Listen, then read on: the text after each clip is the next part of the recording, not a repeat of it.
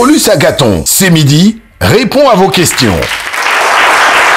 Alors Jean-Michel, il faut dire que c'est déjà bonjour à toutes et à tous. Ouais. C'est très souvent qu'on voit des enfants qui n'arrivent pas à lire correctement des mots qui sont écrits ou qui les écrivent de diverses manières. Souvent on se dit qu'ils font exprès ou c'est une maladie. Et c'est certainement ce type d'interrogation qui a poussé cet internaute du nom de Khaled Touré à nous envoyer sur Twitter. Il dit même, est-ce que vous pouvez nous parler de ce qui fait que certaines personnes ont du mal à reconnaître certains mots à l'écrit? J'ai appris que c'est une maladie. Alors, eh bien, on a fait des recherches et nous avons pu mettre un nom sur ce mal, si je peux le caractériser ainsi. Ça s'appelle la dyslexie. Et le mot, une fois identifié, on a essayé de voir ce que le dictionnaire dit de ce mot en réalité. Et donc, le dictionnaire Larousse le définit comme...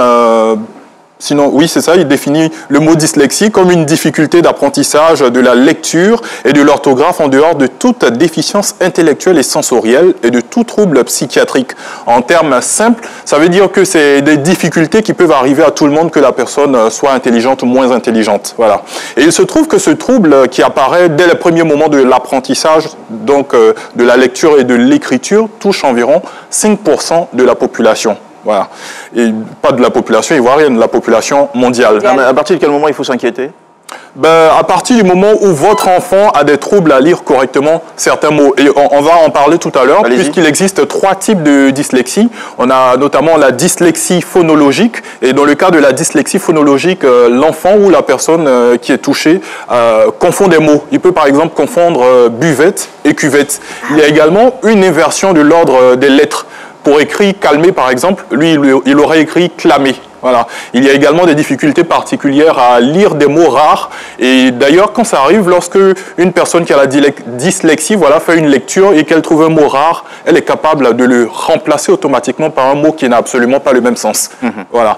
Et on a également la dyslexie de surface. Dans ce type de dyslexie, c'est l'écriture au niveau du son. La personne fait des confusions entre, par exemple, mère, M-E-R, l'étendue d'eau, mère, l'autorité administrative, M-A-I-R-E, ou encore mère, celle qui enfante, M-E, accent grave, R-E. Et dans le cas de la dyslexie de surface, la lecture est très lente, mais vraiment très lente, et on sent que la personne a des complications. On a également le dernier type qu'on appelle la dyslexie mixte, qui est une association des deux types de dyslexie que j'ai cité tout à l'heure.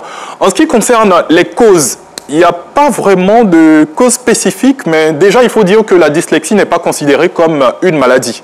Et plusieurs études suggèrent qu'elle est d'origine neurologique et héréditaire. Donc, en un mot, si un enfant ou une personne fait preuve de dyslexie, ça veut dire que quelque part, dans son passé, un parent a également eu soit la dyslexie ou des problèmes un trouble de la langue. D'accord. En fin de compte, qu'est-ce que vous suggérez ou vous conseillez dans ce type de situation? Dans ce type de situation, on va directement au traitement. Déjà, il faut dire que la dyslexie serait incurable. Voilà. On a certaines sources qui disent qu'il y a des pistes, mais elles sont nombreuses à dire que la dyslexie serait incurable. Cependant, la plupart des enfants qui ont la dyslexie peuvent réussir à l'école grâce à des cours particuliers. Mais on peut procéder à une rééducation avec des séances chez l'orthophoniste. Mais les parents ont également un rôle important à jouer parce qu'ils doivent accorder beaucoup de temps à l'enfant, l'accompagner, mais également un temps important pour la compréhension. Merci beaucoup. Heureusement qu'on finit sur une bonne nouvelle.